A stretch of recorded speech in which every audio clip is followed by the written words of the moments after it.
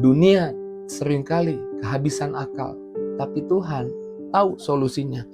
Manusia seringkali membuat masalah, tetapi Tuhan sudah menyiapkan solusinya.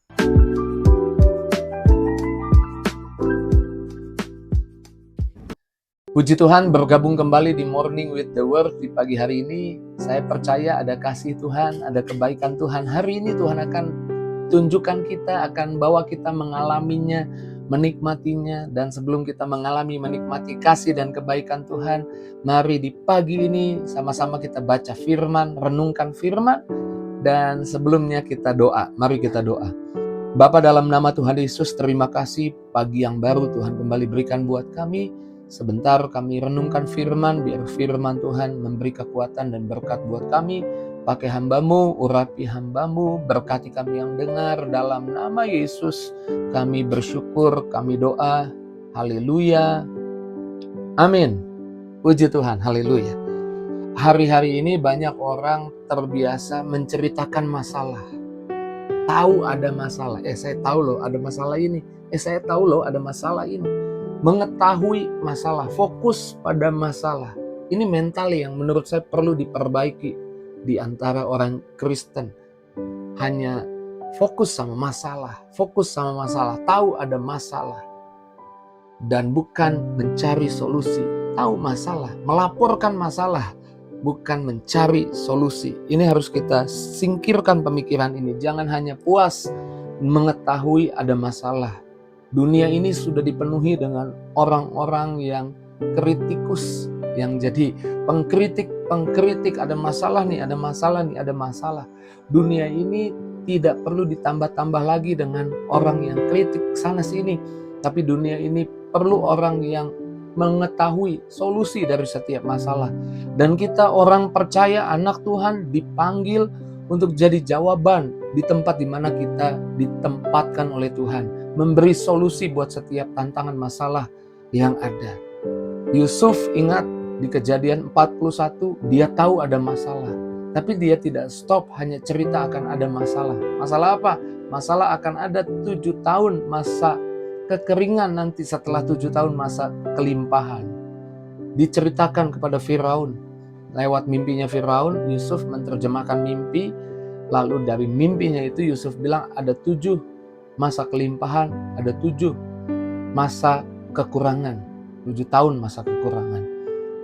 Maka Yusuf tahu akan ada masa kekurangan, tapi Yusuf tidak berhenti hanya tahu ada masalah, melaporkan akan ada masalah. Banyak di antara kita hanya fokus, Pak, saya lapor nih Pak, ada masalah. Tapi tidak doa tanya Tuhan, apa jawabannya? Di Kejadian 45 Yusuf berkata seperti ini. Saya akan bacakan buat kita. Kejadian 45 ayat 8. Jadi bukanlah kamu yang menyuruh aku ke sini ketika ia berkata kepada kakak-kakaknya, tetapi Allah, dialah yang telah menempatkan aku sebagai bapa bagi Firaun dan tuan atas seluruh istananya dan sebagai kuasa atas seluruh tanah Mesir. Bahkan Yusuf menundukkan hati Firaun karena tahu solusinya. Saya percaya engkau ditempatkan di tempat di mana engkau berada, di tempat kerja, di rumahmu, karena Tuhan mau menaruh solusi, memberikan solusi buat setiap masalah yang ada di sekitarmu melalui kamu. Amin. Karenanya jangan puas hanya tahu ada masalah, tapi datang pada Tuhan, tanya Tuhan apa solusinya, dan biarlah melalui kita, orang-orang di sekitar kita tahu solusi untuk setiap masalah itu. Tuhan tahu solusinya. Dunia seringkali kehabisan akal, tapi Tuhan tahu solusinya. Manusia seringkali membuat masalah, tetapi Tuhan sudah menyiapkan solusinya. Dan bagaimana kita tahu solusinya? Sadari kita yang ada dalam Yesus memiliki pikiran Kristus. Saya baca buat kita ya 1 Korintus 2 ayat 16. Sebab siapakah yang mengetahui pikiran Tuhan sehingga ia dapat menasehati dia? Tetapi kami memiliki pikiran Kristus. Mendekat kepada Tuhan, baca Alkitab, baca firman, isi pikiranmu dengan pikirannya Tuhan.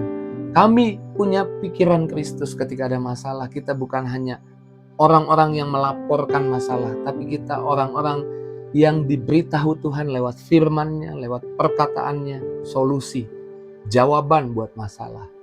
Kamu ditempatkan Tuhan di tempat di mana kamu berada untuk Tuhan mengalirkan, memberitahu di hidupmu solusi buat setiap masalah yang ada di sekitarmu.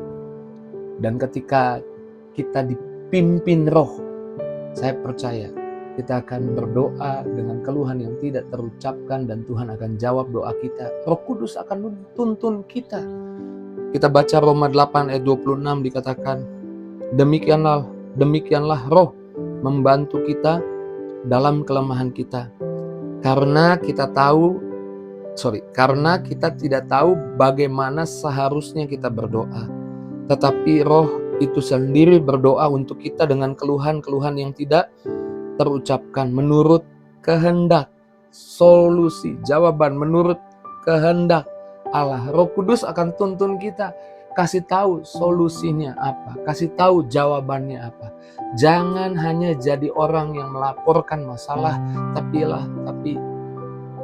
miliki iman, miliki percaya, miliki keyakinan bahwa Tuhan menempatkan solusi di pikiranmu. Roh Tuhan akan menuntunmu, memberitahu solusinya apa, jawabannya apa. Berhenti hanya membicarakan masalah, tapi mulai bicara kepada masalah. Saya ulang, berhenti hanya berkata-kata tentang masalah, tapi berkata-kata kepada masalah.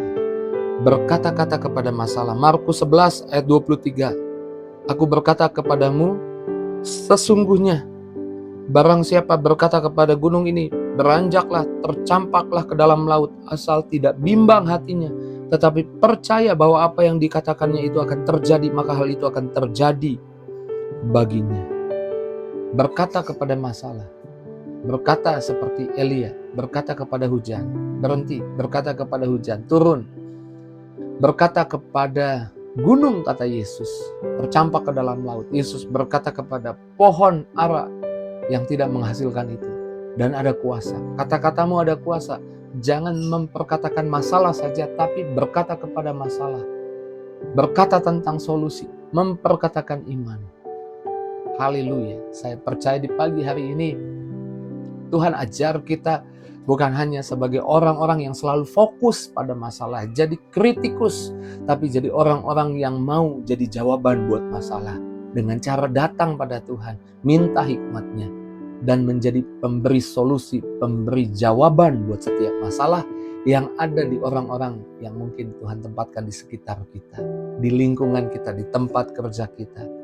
Kita percaya Tuhan bekerja melalui kita, karena kita punya pikiran Kristus. Puji Tuhan, pagi ini kita mau buang mental yang salah, mental hanya sebagai pelapor masalah, tapi mental orang yang percaya Tuhan tahu solusinya, Tuhan tahu jawabannya, dan saya akan memberitahu juga jawabannya, sehingga orang menemukan jawabannya.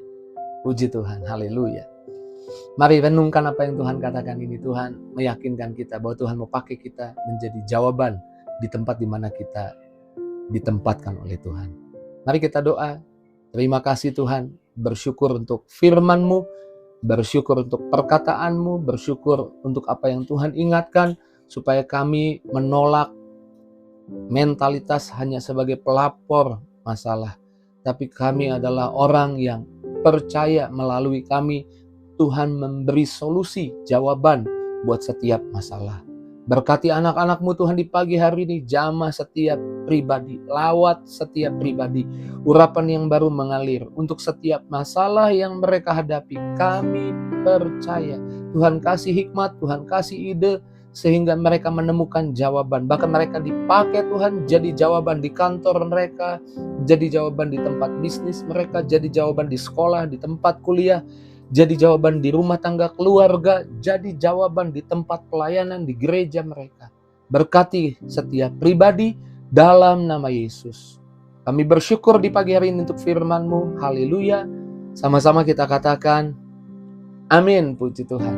Saya percaya Tuhan taruh pikiran Kristus Tuhan taruh hikmatnya sehingga waktu ada masalah, Tuhan kasih tahu jawabannya lewat hidup saya. Apa yang jadi responmu? Respon di firman Tuhan, apa yang jadi responmu? Tulis di kolom komentar.